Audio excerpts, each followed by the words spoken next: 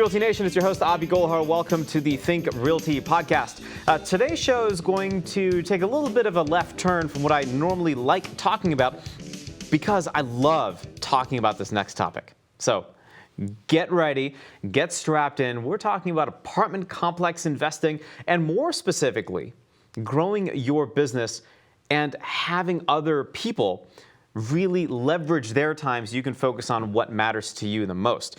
With me today is Ben Mises, and he did something pretty special. He was able to not only grow a business, but then also size up his real estate investments using a particularly interesting strategy that many of you may have heard about, and maybe some of you haven't. So we'll dive into some of these topics and understand the business growth side, which I love talking about. I like talking about real estate, but I love talking about business growth. So we'll get there in just a second. This podcast cannot be made possible without the help of our sponsors, specifically Marco Santarelli and Narada Real Estate Investments, your premier source for cash flow investment property. Check them out at www.naradarealestate.com.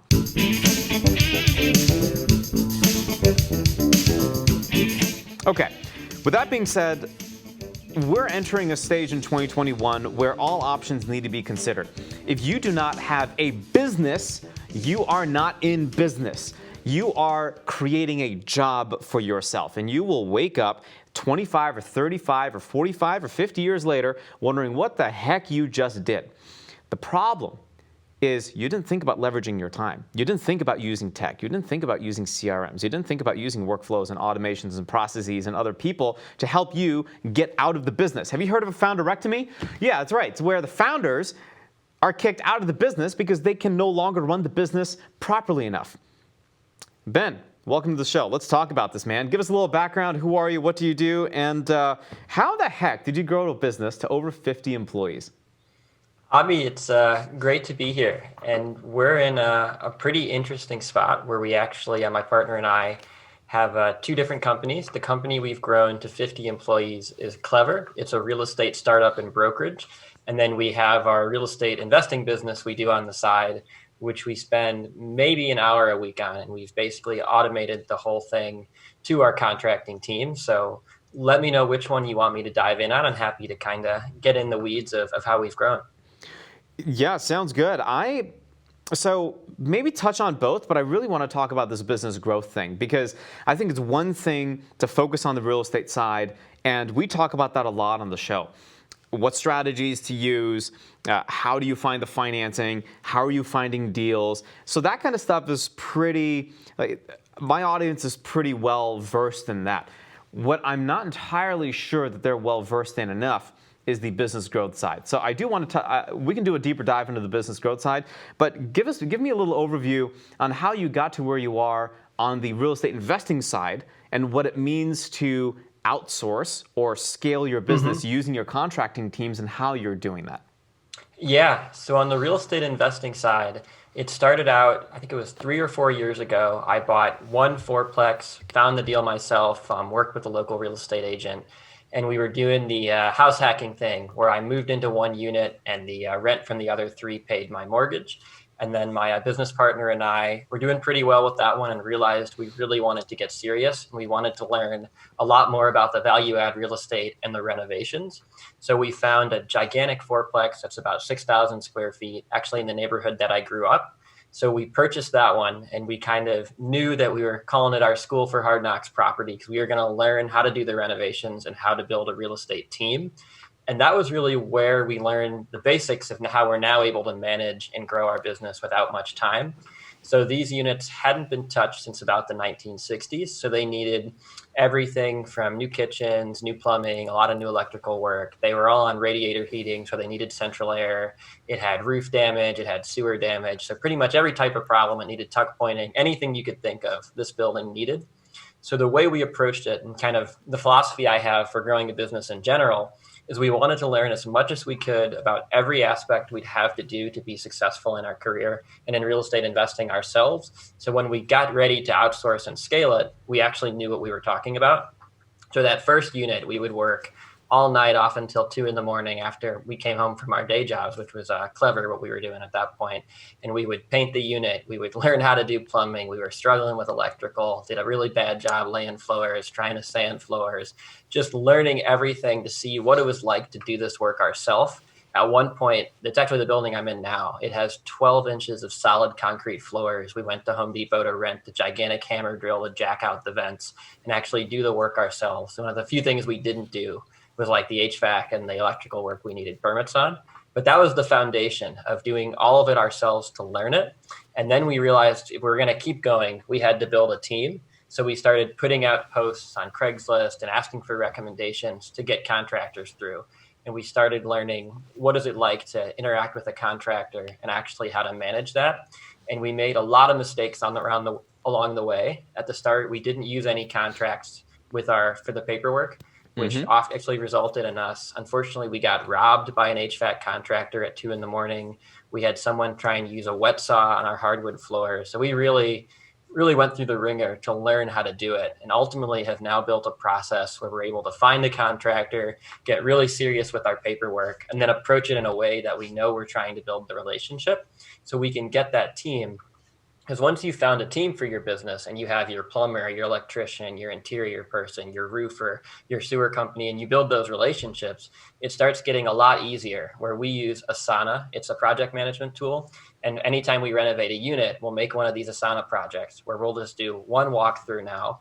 And then we'll walk through with our contractors on the spot, talk about what we want to do. We'll take pictures. We'll put it in the Asana project. We'll put in the price. They have a little section where you can put the date that it's going to be done by, and then we'll share it out. So we have this just shared workflow, the same way you'd run kind of a software development project or a project for more of a tech company. We've tried to treat that business the same and try and treat it like a business and a project that you're managing. And when you have something that you can keep referring back to, you stop having to go out to the property every week. It's more, you can call, did we hit this milestone? Where are we at? And then with some of the contractors we do a ton of business with, we're to the point where we have a credit card or we have a login with Home Depot with them. So they're starting to do all of the things that a lot of people get stuck doing, like the ordering, going to store, and just constantly going to and from the properties for little things. And it's to the point now where we'll renovate a unit. We're doing a 12-plex at the moment. And it's one walkthrough at the start. We've picked out the exact same design palette for the whole building. And it's basically none of our time, just coming at the end to make sure it looks good and then talking about a couple touch-ups. But coming from that to hundreds and hundreds of hours on the first one, it's now to the point we can do that as an afterthought while we work on growing our main business and continuing to grow headcount there. It's been a really cool transition to see real estate get to that point of stability and automation. Yeah, I think that's a very interesting term, stability automation, between Asana and trusting your contractors, right? It all comes down to that relationship. There are a lot of investors out there that just don't have those contracting teams. They just don't. They might trust them initially, and sometimes some things go wrong. Alternatively, on the other side of the coin, there are things that work really well for these teams, and the contractors actually end up being sometimes they're best friends and partners in doing these deals. From what it sounds like, that's the relationship that you've built with them.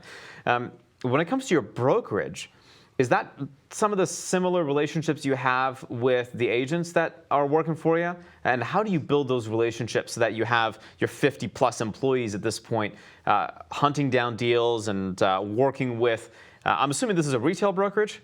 No, Clever is actually a venture-backed tech company that is a real estate brokerage. Okay. But we work with 10,000 real estate agents all around the country. So our team of 50 employees does lead generation, where we find customers that are interested. And then we have a tech platform that routes out the customers to the agents.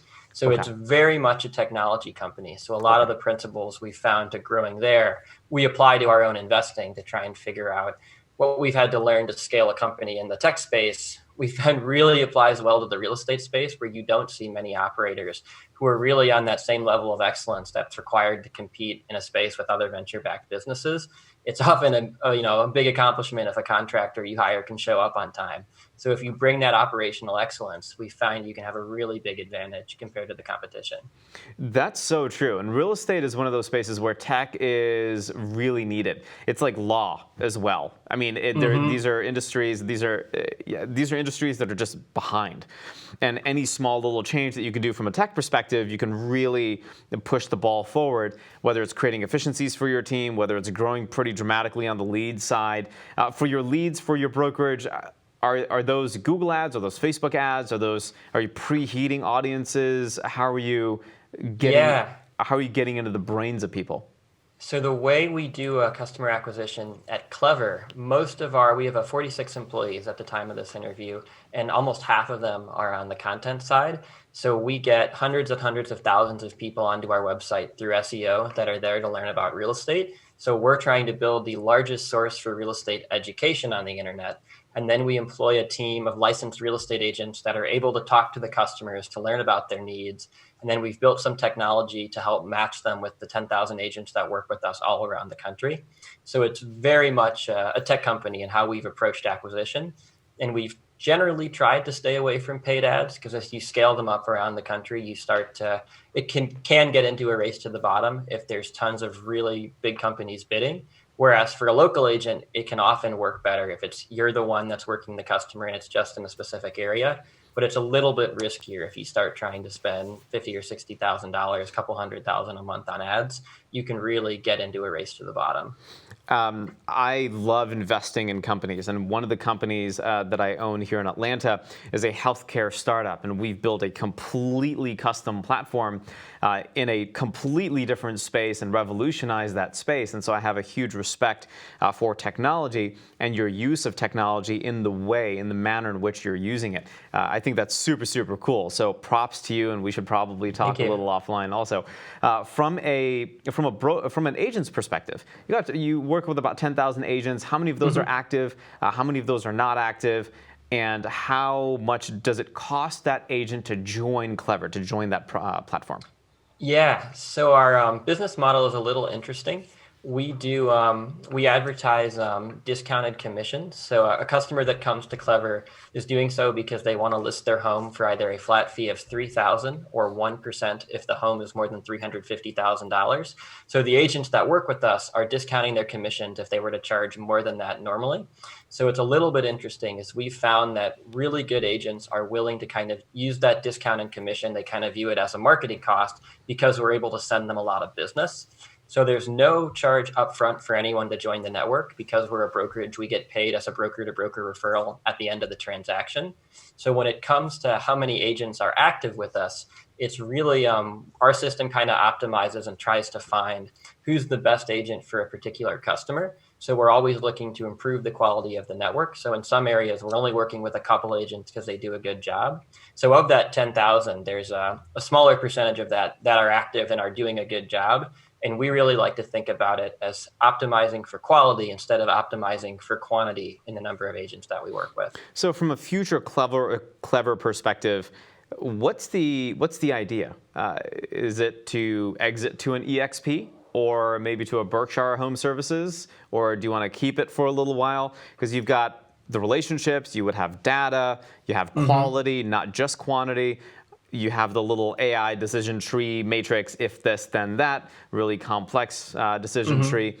What does the future look like for you in the next 5 or 6 years?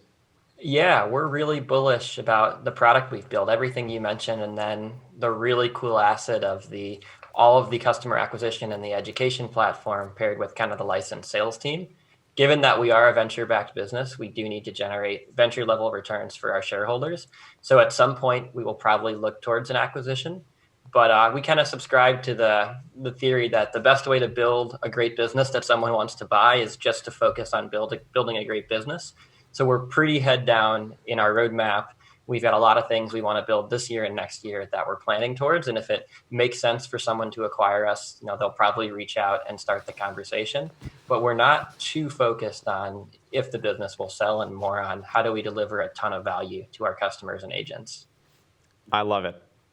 I remember watching a keynote from Guy Kawasaki, Art of the Start. This was maybe a couple of years ago, and he talks about don't focus on the exit, focus on continuing to provide value. And I think that's really cool that you've made that distinction and you're focusing on value, not focusing on an exit. So I think that's props to you, man. Good job. It's like the opposite of a real estate deal where you come in and immediately it's like, I'm in for this, I'm putting in this much work, and here's what I'm out for. The startup is very much, I'm in for a long amount of time and we're going to build something great. And if we do, we'll probably have a good exit. But it's much less pencil out than it is a real estate deal. I love it. So if you had a golden nugget tip for our listeners before I asked you for your contact info and all that stuff, what would it be? I think the biggest thing we've learned over the past couple of years that I think a lot of new businesses get wrong is the importance of planning. Clever, one thing we do is we work in an 8-week cycle, of which 2 weeks are nothing but planning, and then 6 weeks we execute, and then we reflect and use the next 2 weeks to reflect, learn, and plan again. And at the start, it sounds crazy. You're spending 25% of your time planning. But then we look at what we've accomplished since we've had that focus on planning versus the year before. And you will get so much further in your business if you treat planning as first tier work that you have to do before you can either hit the road or hit the keyboard, depending on what work you're doing. And just putting that focus in on planning and figuring out where you want to go. That's been the best thing to generate returns for us, both in the tech company and in real estate, is just getting much more clear up front about a plan. Boom. I couldn't have said it better myself. Ben, thank you so much for the time.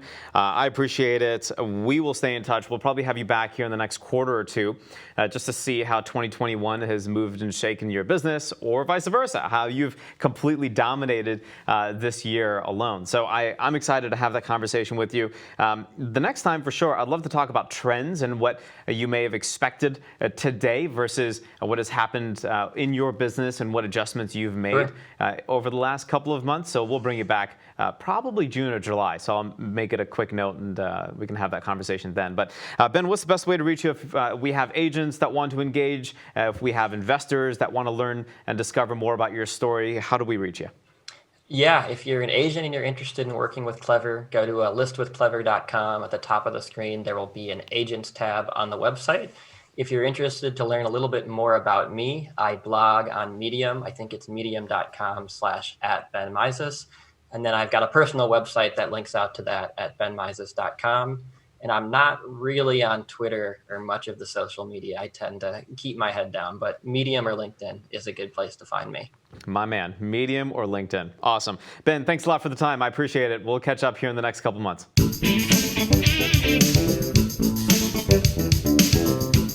Think Realty Nation, our next segment is brought to you by AaronBChapman.com. Bypass all the overcomplications of the common suit and tie mortgage guy and connect with Aaron Chapman and his team of real estate investment finance experts at Security National Mortgage. No fluff, no complicated industry speak, just direct action steps. Visit www.aaronbchapman.com today for more information. So on ThinkRealty.com, Lorraine talks about how to self-direct your IRA for fix and flips. And there are a couple of pointers that she makes that I think are pretty good ones, frankly. I mean, we take a look at what you can do in a self-directed IRA and the amount of capital that you can deploy and what you can deploy into. Now, granted, there are rules, the regulations you have to follow. You can't invest in your own LLCs. You can't invest in a relative. You can't invest in something that's considered an unrelated business. Otherwise, you're hit with a UBIT tax or a UBIT fee, unrelated business income tax. That's a tax. But all of those things aside, let's say you follow the rules and you invest in a fix and flip. And let's say you invest in you've rolled over your 401k or you've rolled over an IRA. What that enables you to do is take the capital that's in that account and deploy it into a project, again, that's not yours, and expect a return from that project upon the sale of that asset, upon the sale of that renovation deal, or the proceeds from the buy and hold rental, and that gets kicked right back into your IRA, month after month after month after month, or deal after deal after deal. It's one of the smartest ways, one of the secrets that the rich use to keep getting richer. Frankly, it's a way to shelter some of your taxes and keep looking at income opportunities within that tax-advantaged account. Now, there are a number of IRA companies that you can go check out, so make sure that you get some of the best resources to help you make that decision, or those decisions, excuse me. I would go to the Think Realty shows. I've interviewed many IRA custodians, and each of them have a really good understanding of what to do first, second, and third, and what are some of the pitfalls to look out for, and what are some of the red flags to look out for, and how do you set up an account. So make sure that you scroll through the archive of the Think Realty podcasts and listen and watch some of those interviews. I think you'll find those most helpful. Keep in mind, just because you're investing through your IRA does not prevent you, doesn't exempt you from doing the necessary homework and due diligence on a particular deal. So make sure that you have done the necessary homework. Otherwise, you're doomed to fail. Point number 2 I want to make here that Lorraine says is you want to keep enough of a buffer. You want to make sure that just in case you need a little extra money for expenses or contractor expenses or fees or permits or something, that you have an extra little bit of cash. And her number is $25,000. That number can increase or decrease depending on the size of your deal, but I think that's a pretty solid number to start off with, being that it's a good buffer number. So I'd highly recommend this article titled Self-Directed Fix and Flips on thinkrealty.com, so make sure that you check it out there. If you have any additional questions or want to get connected to anybody on the show, from previous guests or anybody, really, I'm happy to help. Consider me your connector. I'm here to help you. I want to see you succeed. So get in touch. You can do so online anywhere on LinkedIn, Facebook, Instagram, name your social media channel here, or just check me out at thinkrealty.com. We can't do this show without the help of our sponsors. I really want to thank Marco Santarelli and his team over at Narada Real Estate Investments. Check them out at naradarealestate.com. They're your premier source for cash flow investment property. www.naradarealestate.com. Thank you, Realty Nation. That's a wrap. Until next time, happy investing.